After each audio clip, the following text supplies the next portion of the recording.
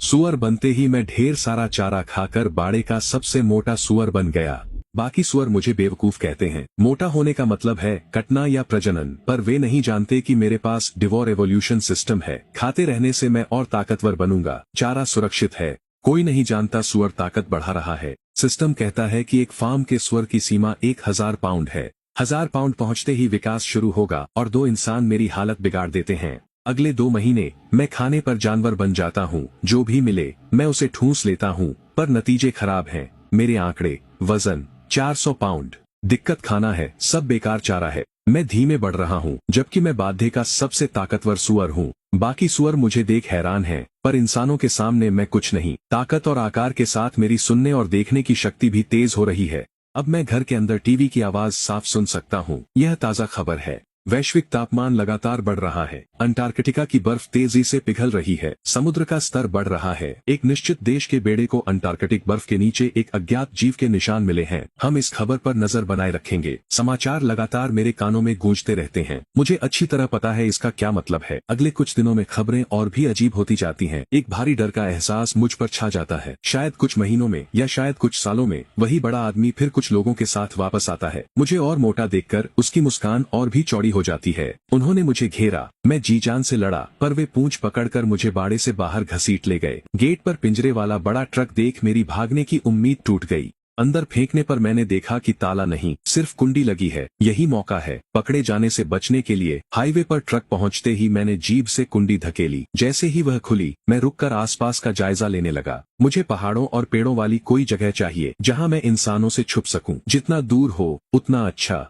1 घंटे बाद मुझे सही जगह दिखी, घने जंगल। वहां पहुंचते ही कोई मुझे नहीं ढूंढ पाएगा। मैं कुंडी खोलता हूँ, जोर लगाकर धक्का देता हूँ और तेज रफ्तार ट्रक से कूद जाता हूँ। गिरते ही मैं गार्डरेल तोड़ ढलान से लुढ़ककर नदी में जा गिरा। बड़ी ताकत और सहन शक्ति के कारण सिर्फ पिछली टांग में चोट आई।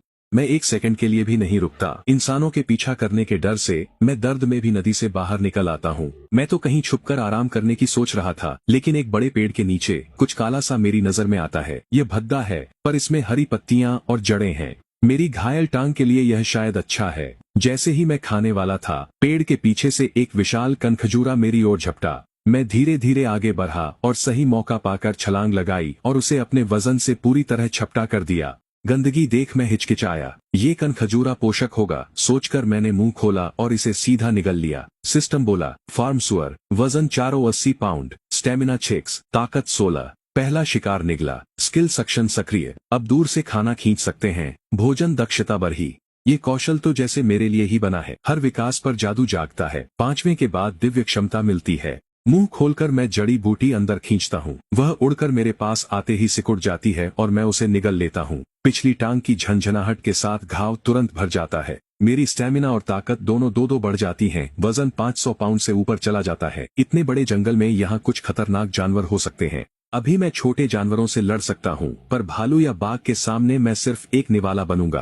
पहला विकास पूरा होते ही यहाँ मुझे कोई नहीं रोक सकेगा। मैं सावधानी से आगे बढ़ा और तभी मुझे एक गुप्त गुफा मिली। अब मेरी सूंघने की क्षमता बढ़ गई है। गुफा के पास मुझे किसी और जानवर की गंध नहीं आती। मैं अंदर रेंगकर गिर जाता हूँ। कुछ दिन बाद डार्लिंग के घने जंगलों में मैं बस खा और सो रहा हूँ। अनजान की जो संकट मैंने महसूस किया वह शुरू हो चुका है।